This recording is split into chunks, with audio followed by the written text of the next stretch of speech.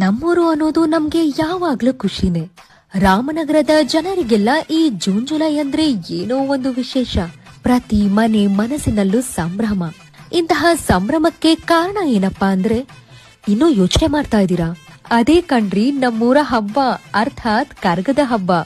ಕಳೆದ ವರ್ಷದ ಹಬ್ಬನೇ ನಿನ್ನೆ ಮೊನ್ನೆ ಆದಂಗಿದೆ. ಹಬ್ಬದ ನೆನಪು ಆದಾಗ್ಲೇ ವರ್ಷ ಮುಗಿದು ಹಬ್ಬ ಬಂದಿದೆ ಅಂತ ಗೊತ್ತಾಗೋದು. ಪ್ರತಿ ವರ್ಷದ ಆಷಾಢ ಮಾಸದಲ್ಲಿ ನಮ್ಮೂರಲ್ಲಿ ಹಬ್ಬ ನಡೆಯೋದು ವಾಡಿಕೆ ಹಾಗೂ ಪದ್ಧತಿ.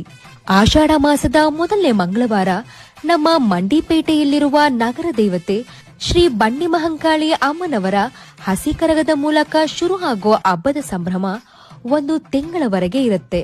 ಜುಲೈ 1ನೇ ತಾರೀಕು ಶ್ರೀ ಬಂಡಿ ಮಹಂಕಾಳಿ ಅಮ್ಮನವರ ಹಸಿ ಕರಗ ಹಾಗೂ ಸ್ತಂಭ ಮುಹೂರ್ತ. ಜುಲೈ 6, 7, 8 ಅಮ್ಮನವರ ಮಡಿನೀರಿನ ಕರಗ ಮಹೋತ್ಸವ. ಜುಲೈ 8ನೇ ತಾರೀಕಿನ ರಾತ್ರಿ ಕರಗ ಮಹೋತ್ಸವ. ಜುಲೈ 9ನೇ ತಾರೀಕು ಅಗ್ನಿಕೊಂಡ ಮಹೋತ್ಸವ ಜರುಗಲಿದೆ.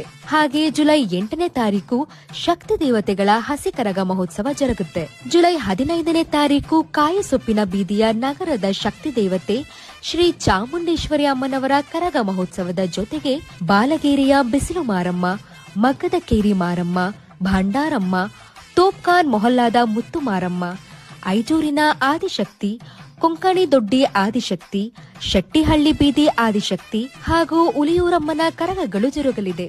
ಒಟ್ಟಾರೆಯಾಗಿ ನಮ್ಮ ರಾಮನಗರ ಆಷಾಢ ಮಾಸದಲ್ಲಿ ಕರಗಗಳ ನಗರವಾಗಿ ವಿಜೃಂಭಣೆಯಿಂದ ಆರಾಧನೆಗಳು ಮಹೋತ್ಸವಕ್ಕೆ ಸಾಕ್ಷಿಯಾಗಲಿದೆ.